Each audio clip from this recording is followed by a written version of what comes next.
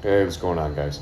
So tonight I'm going to cover another state constitution. We're going to dig into Virginia's Declaration of Rights, and again showing why they do not teach the state constitutions anywhere in the public indoctrination camps, because this actually is teaching you the actual foundation of our self-governing republic. And before the U.S. Constitution was even written, the people of Virginia adopted the Virginia Declaration of Rights. And these three sections I'm going to cover are going to explain to you and help you see even further where exactly the power in America comes from.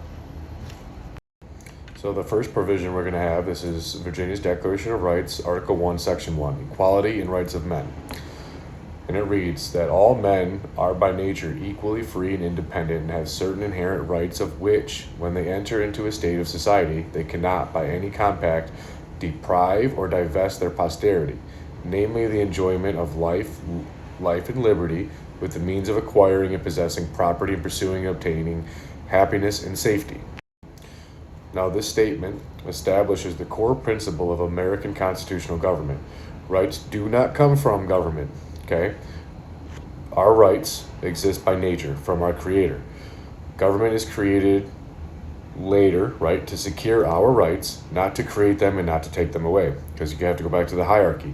Our Creator gave us dominion over our lives and lands, right? And then we as the people, we came together to create social compacts, to create the constitutions. Constitutions created seeds of government, where our public servants are the ones willingly agreeing to be governed under the laws and rules established in the constitutions. So this idea influenced the Declaration of Independence, which again says, we the people, we are endowed by our Creator with certain unalienable rights. So in other words, government does not exist to grant our liberty. Government only exists for very limited purposes. And one of those main reasons for government to exist is to protect our liberties and rights from our Creator. Now here we have Section 2 of Virginia's Declaration of Rights, and this is the people are the source of all power. When it reads, all power is vested in and consequently derived from the people. Magistrates are their trustees and servants and at all times amenable to them. And this is one of the most important principles in all across our republics, okay? This means the people, us, okay? We're the source of all power, all political authority. Public officials, they're not our rulers, okay? They are public servants entrusted with very limited powers. So what this means, okay? Government officials, they exercise delegated authority that ultimately comes from we the people. And this is why our public servants, they swear an oath to the state and federal constitutions, because the Constitution is the framework the people created to limit and structure that authority. This is where they're granted their limited delegated powers. They don't have nothing more and nothing less. And when they take this oath, they're the ones that are willingly agreeing to be governed by the laws and rules established within the state and federal constitutions.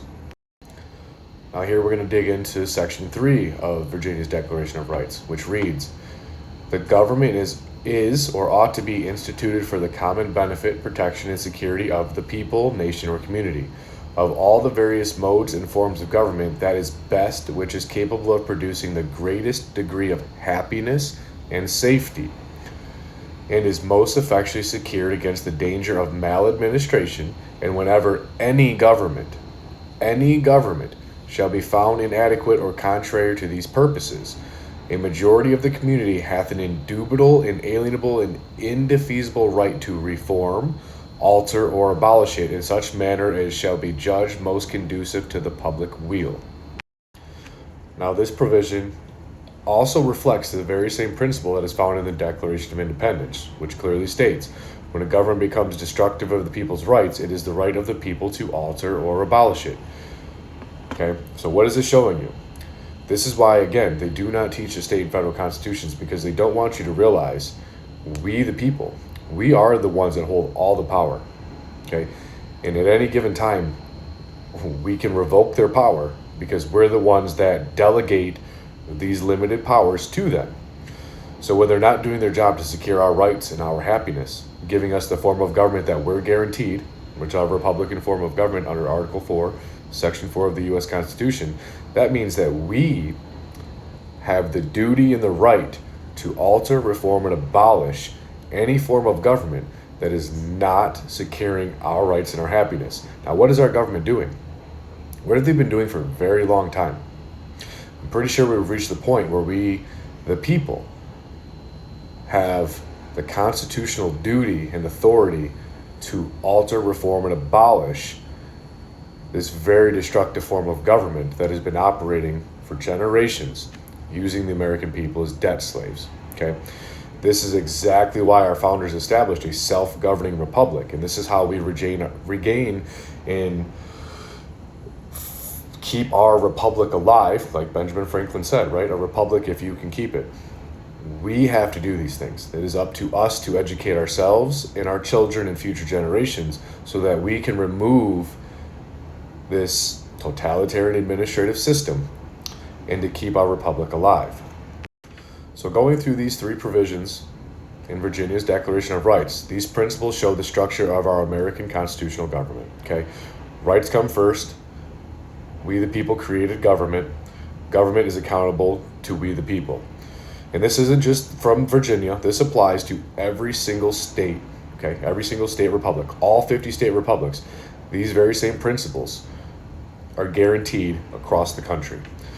And this is why you'll find in almost pretty much every single state constitution, they have this very same language. Go back to Michigan's original constitution from 1835. It also states, we the people have the right to alter, reform, and abolish.